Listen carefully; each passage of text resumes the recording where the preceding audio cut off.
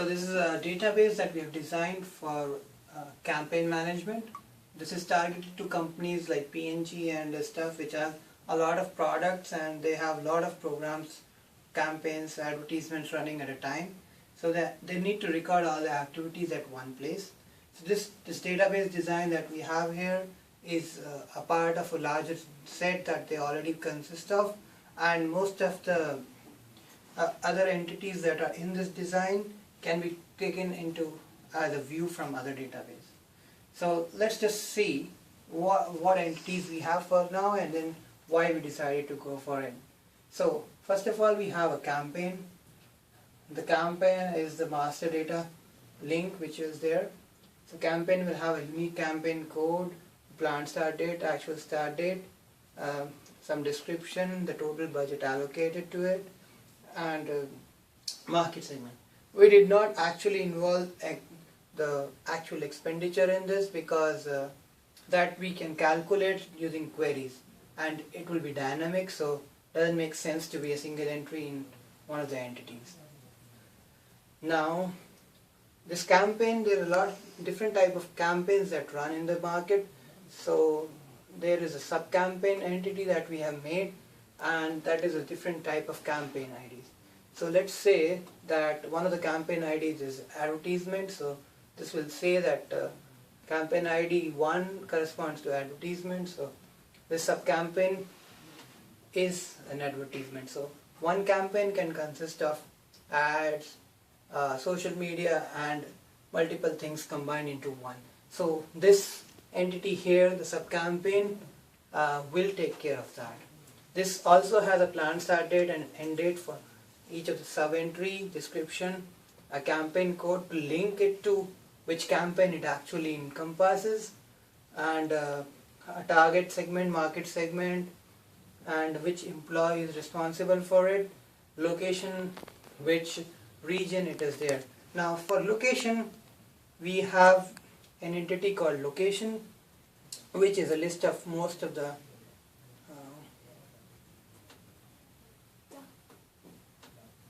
location entity is a list of region, country, state, city into zip code. So it is going into the as detailed as a zip code, but any campaign can run in multiple zip codes. So we have created a group of locations and we have called that a target location, location reference, and location ID. So any other campaign can refer to the same location reference again and again. So this the alternate design which we considered for this was to create a different table which has sub-campaign IDs and different location IDs at one place, but that for replicating and for it made more sense to have one table and keep it there.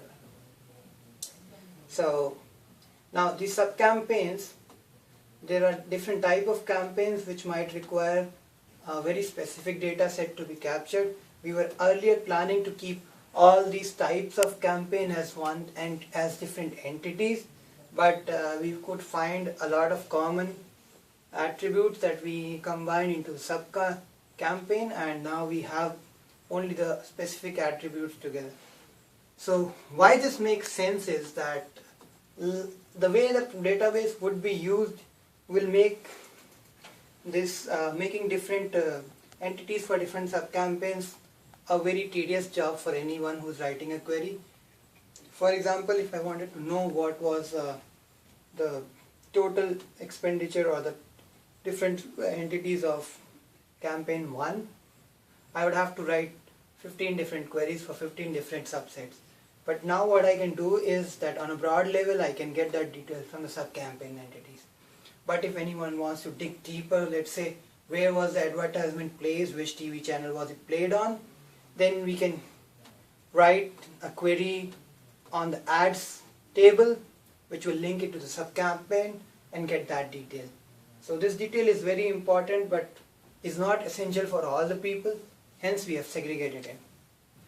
Similarly for social media, the website, sales reps, so they might be training, so which campaign involves training of which employees, event media, let's say event and media, so which media is coming to an event, that your company sponsors an event, your company hosts a dinner, who is invited, and all that, which media covers it, you can take a look at that.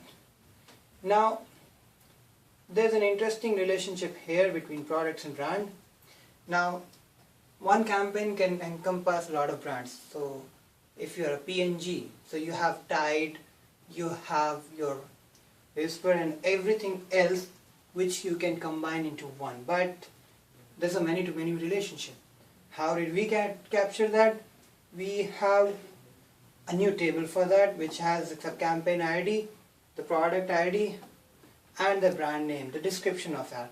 So these things, and to get which brands are captured in which sub-campaign, we have to go from brand to sub-campaign, and we cannot go in the reverse order for this query. So, expenditure. Now, every campaign will have a detailed expenditure.